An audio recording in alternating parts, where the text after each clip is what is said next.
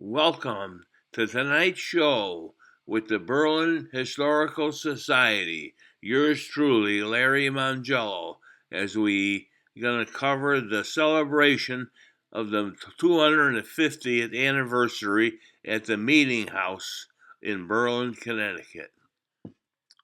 And of course, we have to have a picture of the famous cupola that the town helped us move over on a platform here. As you can see, this is just a beautiful piece of work and a great starting point for our show. And yes, good morning. Good morning. Miss Moran. Yes. We are here to celebrate the 250th anniversary of the Meeting House. You're right. This magnificent building right behind us. Yeah, and we're going to have some festivities today, naturally. And of course, we got our favorite, Mr. George, behind us. Yes, we do. And George would have ridden right down Worthington Ridge. That's why we bring him to the Meeting House. That's why he's here, right? That's right. And now we're going to have a reenactment at some point, right? Yes, we are. What will that be about? That will be about how it was decided where the meeting houses should be placed in Berlin. There was a controversy over where they should be placed, so they brought in mediators from the Commonwealth of Massachusetts, and they made the decision, and we're going to hear about that decision today. Oh, wow. Well, that's exciting. Yes. And of course, we're going to film the famous cupola. Yes, we are. And I can't get over the condition it's in. It looks beautiful. It was restored last year, and it was moved to its new spot based on the town and the crane company, Sand and Crane, on the Berlin Turnpike, and they helped us move it. Do you know that cupola weighs 3,500 pounds? Oh, wow. So it had to be craned over from the south side of the building to the north side of the building. And the town came and helped you too, right? The town did it all, yes. Now, tell me, do you expect some members of the Historical Society to be here today? Yes, there'll be members of the Historical Society and their friends, and this program is actually sponsored by the Friends of the Worthington Meeting House, and who are responsible for helping raise funds to restore this building. Well, hopefully we could find some ways to get this building done, because it really needs attention. It right? sure does. And anything we could do certainly is going to be a benefit to the town, right? Absolutely. And we're going to be showing later, an architectural rendering of what it will look like in the inside, so people could get an idea of the scope and magnitude of this building and what it could possibly be like for the town to have it. You know what? It'll be spectacular. I can't wait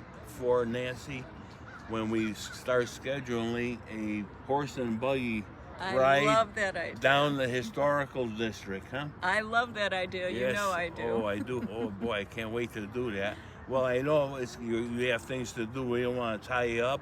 We're going to have to hunt down Lorraine, naturally, because she's friends of the Worthington Meeting House. She's kind of a member of that, or head of it. She is the president of that. Oh, wow. Yes. So she's a big shot. Yes, she is. Okay. She's going to be doing tours inside the building. Oh, wow. Very good. I want to thank you, and as usual, you're right on your game. Well, thank you for having us, and thank you all. Come on down. That's it. We have some interesting people here. Tell me about this group. I'm Lorraine. Lorraine,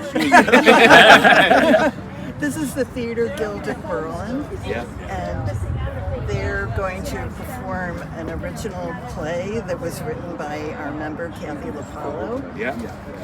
Chris Cody is the head of the group. Maybe he can. Yeah, and Lorraine, this is my wife, Pat Cody, Patricia Cody.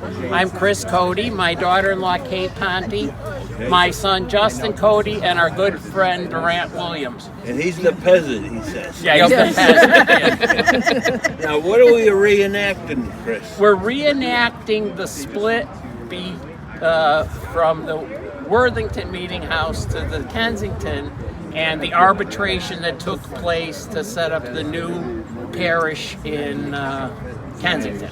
Well, there were actually, it was like the Kensington Parish Split to Worthington. Two meeting houses were built, one in Kensington, one in Worthington. Probably would have helped if I read the script before. Now, you had to use, we were in the country yet, right? No, not yet. No. So we had to use Massachusetts, what were they? Arbitrators. Arbitrators. Yeah. See, I'm not, Yes, you're paying attention. But Kathy LaPalo really did all the research, old records, and I believe records from From Berlin. the Berlin Congregational Church, which very cool. This parish became, when they built their new building in 1850 down the road, they became Berlin Congregational. And the character I play is Colonel John Worthington, okay. hence Worthington Ridge, Worthington Meeting House. They named the things after him because he was the head arbitrator. Wow. And- That's certainly interesting. And And people were so grateful that he wisely solved the whole debate over where it would be built. Over decades, yeah. now, in reality, though, the second meeting house is in Kensington, right? In Yes. Not this congregational church, the one in Kensington, right? Well, That's there's two of them. Kensington always retained the name, Okay. and then Berlin was built here. But essentially, when they were built, they looked exactly the same. Yeah. And they had split the timbers from the previous meeting house and reused them in building the two new meeting I houses. mean, they're both beautiful buildings, you know, just like your museum. I'll tell you, that's one of my favorite buildings in the whole town. Yeah. Your museum in Kensington. You know? Well, I want everybody to understand too. I went to the school in 4th grade. If you could believe that. My wife says I'm a fossil, and maybe she's right. There's an ink stain on the hardwood floors in there that they attribute to you. Oh, it could be. I believe they may have kept your desk in there It too. very well be. Well, I want to thank you for what you do, and we're certainly going to pay attention when you have your reenactment. Well, thank you so Thank much. you. And Lorraine, I promise you, I'm going to start remembering your name. Okay, thank you. Thanks. Worthington Meeting House.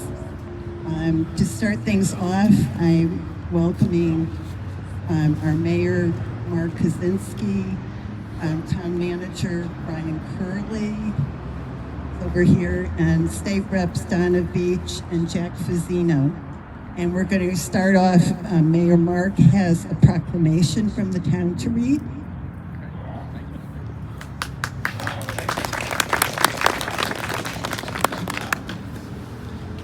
Hello. Morning, everybody. Who's that guy? I'm not sure who that guy is over there. It was freaking me out a few minutes ago. It wasn't moving. I didn't know what to make of that. I get what it is now. Well, it's my honor to be here today. It's really amazing. The history of Berlin is just unbelievable. I don't think I even realized it all, having grown up in town, talking to these folks and getting to their museum and the amazing things that have happened in town. And that this house is still here and still standing. Right here. It's amazing right there. So Yeah. something to the Get up colonial there. craftsmanship, I guess, right? I got it run. Run. Great. So I'm happy to be here today. Thank God I've got a nice day.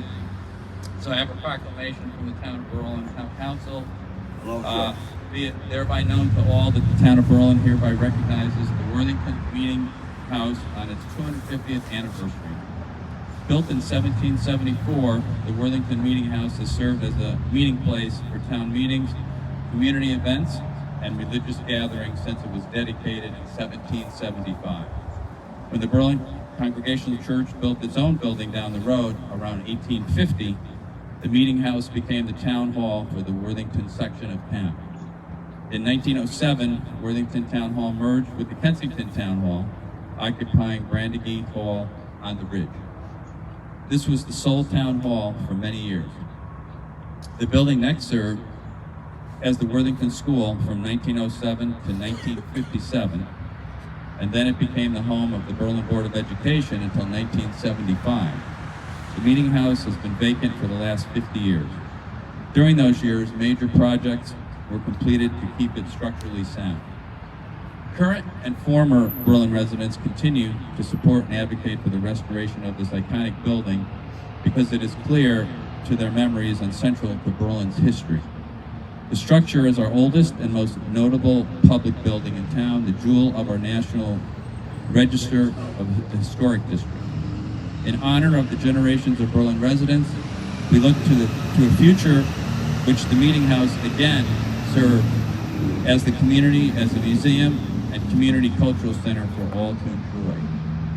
So now, therefore, be it resolved by Mark Kaczynski, by virtue of the authority vested in me as the mayor of Berlin, Connecticut, do hereby observe and commemorate the Worthington Meeting House on its 250th year anniversary and celebrate all the historical events that took place here throughout the years, dated today's date. So, congratulations to the house. Great you're still here.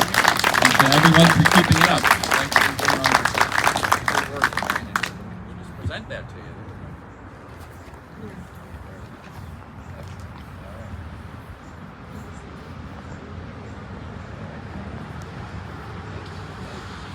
Perspective about this wonderful building and these wonderful people.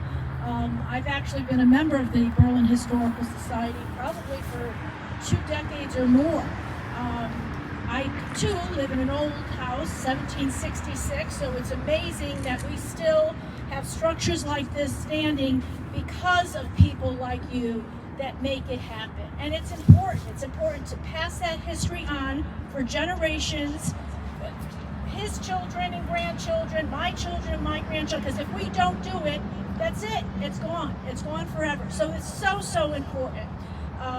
We have a citation from the state. I'm going to have Jack pass it over to him, with the 2 of us along with our senator. And thank you for doing what you're doing. And if you can give to this worthy cause, please do so. This is an important year, not only for Berlin and this community, but for this country. We're celebrating. Thank you. Thank you, Representative Veach. I just want to say very briefly, having grown up in Berlin and having lived in this neighborhood for a little while, not so long ago, Worthington is such a special part of this town. It is so beautifully preserved, and it's a treasure in preserving the history of our town.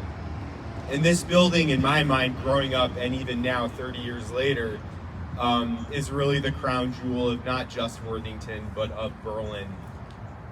If you go to other parts of the world, they preserve their history so beautifully, and they still have so many buildings that live and breathe and act as a part of the city.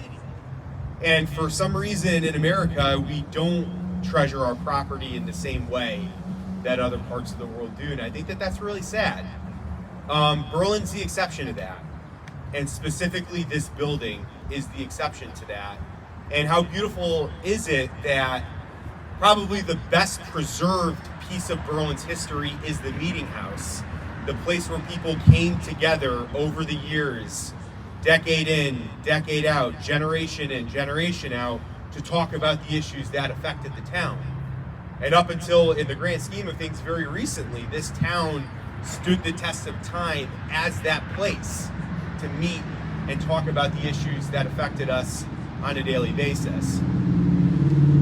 We need to keep that history alive, just as Representative Veach said, just as Mayor Mark said. And I just am so grateful to Lorraine and the Berlin Historical Society for continuing their advocacy to keep our history alive, because we need it now. In a time where we're probably more disconnected than we've ever been as a society, we need to treasure places like this that stand as symbols for the connection of our communities. So with that, Representative Veach, myself, and Senator Rick Lopes hereby present this citation from the Connecticut General Assembly to the Worthington Meeting House in Berlin, Connecticut, in recognition of 250 incredible years of preserving the history of this town. Here's to 250 more. And on behalf of the entire General Assembly, our membership extends its very best wishes and expresses hope for continued success, given this 18th day of October, Signed by President Pro Tem Martin Looney, Speaker of the House Matt Ritter, and Secretary of the State Stephanie Thomas. Who have generously volunteered to perform this play. It was written by our member, Kathy LaPallo. Good morning. Today's events will commence with a brief enactment by the Theater Guild of Berlin, which will take us back in time, unveiling the first chapter in the town's two meeting house story, without sugarcoating their history of 43 years of turmoil and drama. Enjoy. Let's see if we can turn the lawnmower off. We're going to ask them down. 1886. There are only 14 families living here among the forests and swamps. The parish is known as the Great Swamp. To protect themselves against the Mattabasset, they built a fort surrounded by a fence of wooden stakes on Christian Lane. They walked 8 miles, regardless of the weather, across hills and rugged wilderness to attend church services in Farmington. In 1705, the Great Swamp Parish, consisting of parts of Farmington, Wethersfield, and Middletown, became known as the Second Society in Farmington. It wasn't until 1722 that a petition to the legislature was made, and it became known as Kensington. In 1712, with the meeting house erected, there were 10 members, 7 men and 3 women. But membership grew, and by 1729, the old meeting house had been outgrown. A new meeting house would be built, and the place was to be Sergeant John Norton's lot on the north side of the Mill River, which was about 1.5 miles west of the Christian Lane site. The vote was 42 in favor and 36 objecting. Little did anyone know that this was just the beginning of 43 years of fighting and turmoil. That's right, the tea's about to get hot. Advisory councils were appointed over the years and different location sites chosen, but the society here what position Reverend Burnham held in the conflict, or the role he played, or influence he may have exerted on the General Assembly, being a man of social standing in the colony. As pastor of the society, he had amassed a significant estate, and the division of the parish may have been deemed a financial disadvantage to him. Pressures for a division did arise upon his death in 1750.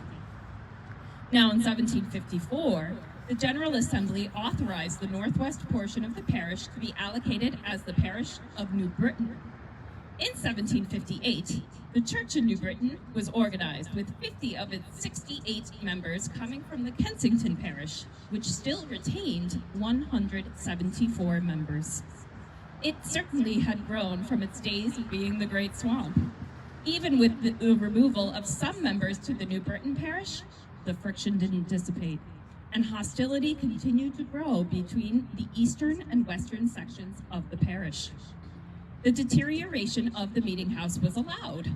Some eagerly sought its destruction.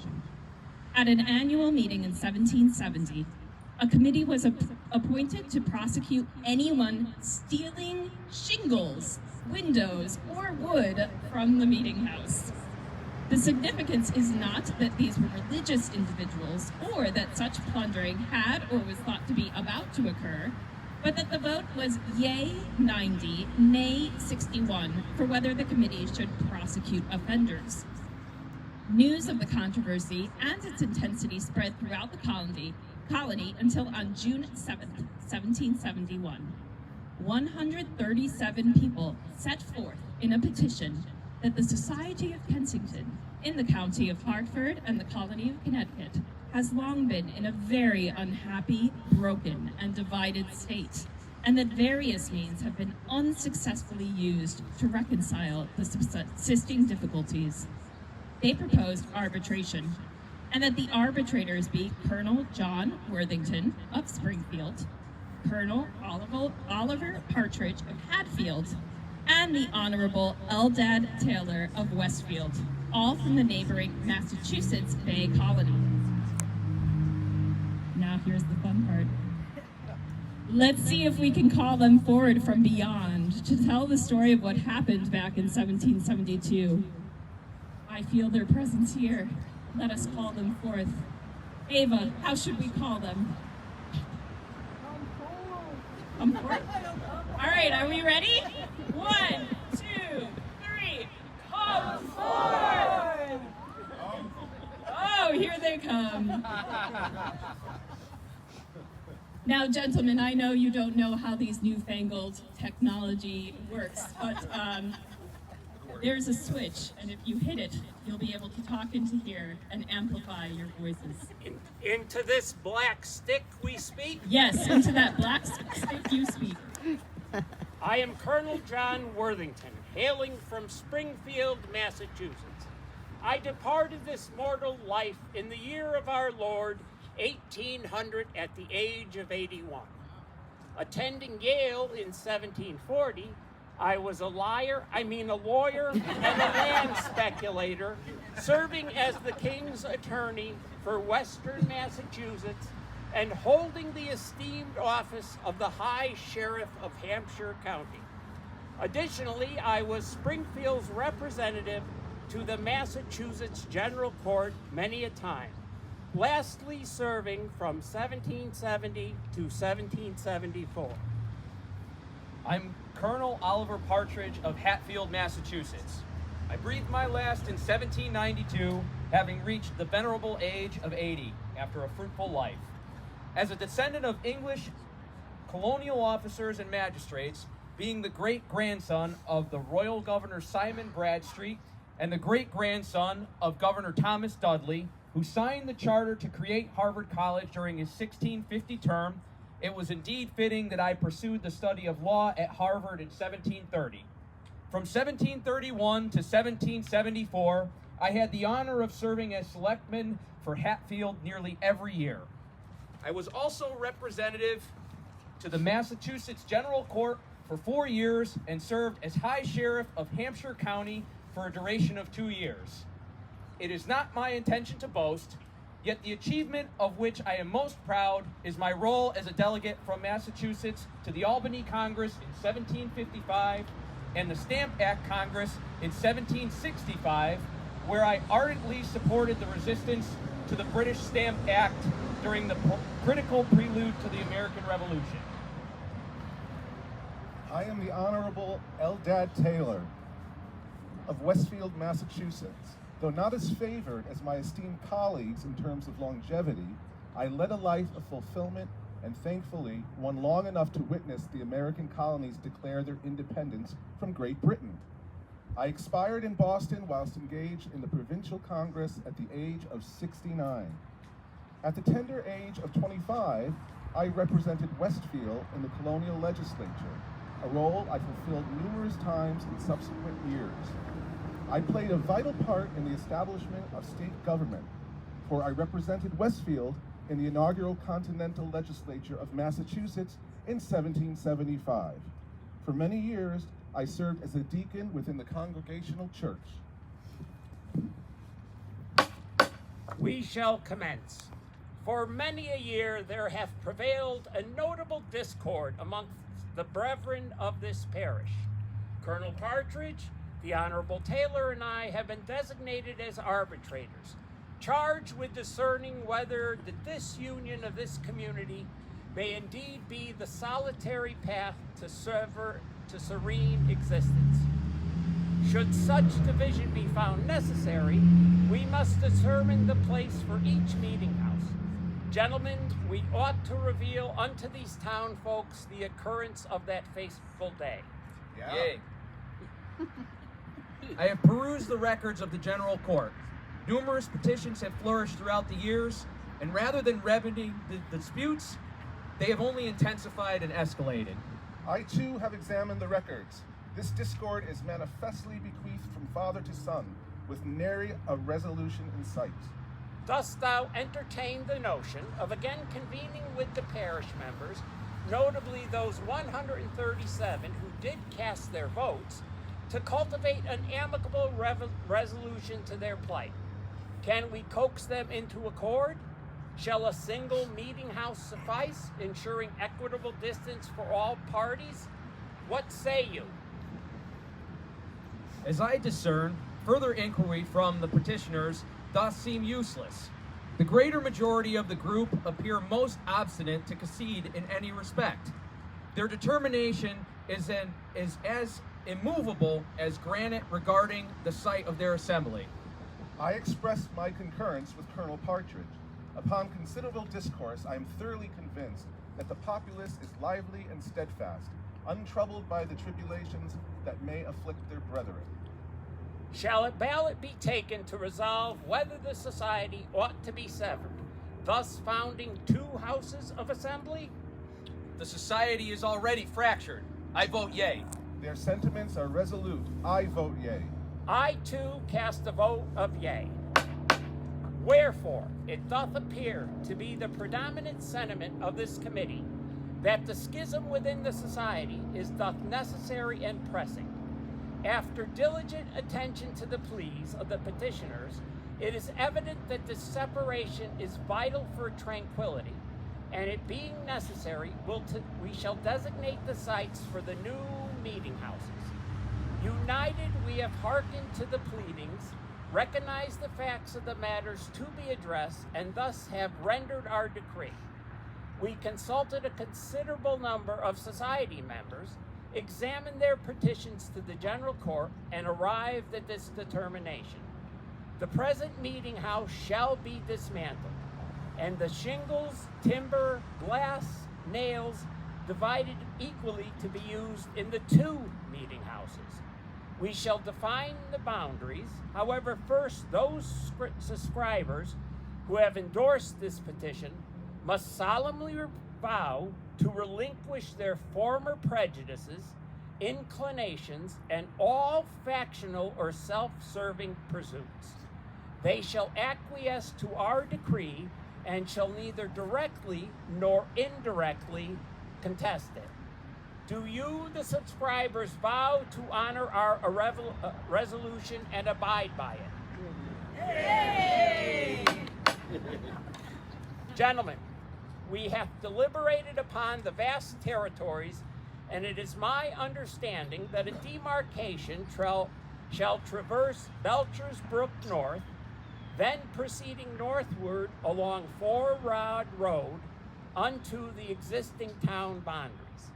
A meeting house shall be constructed slightly to the west of the dwelling house of Daniel Cole Jr., whereupon a stake has been firmly established betwixt 2 substantial stones in center of the thoroughfare. This shall mark the place of the Kensington Meeting House on what is now Percival Avenue.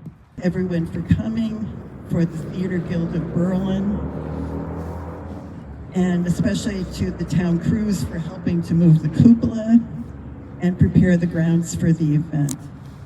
Enjoy this glorious day. Thank you. Yeah. Come to the conclusion of the show. I want to thank everybody for watching. And if you get a chance, come up and see the meeting house in Berlin. Believe me, you will not be disappointed.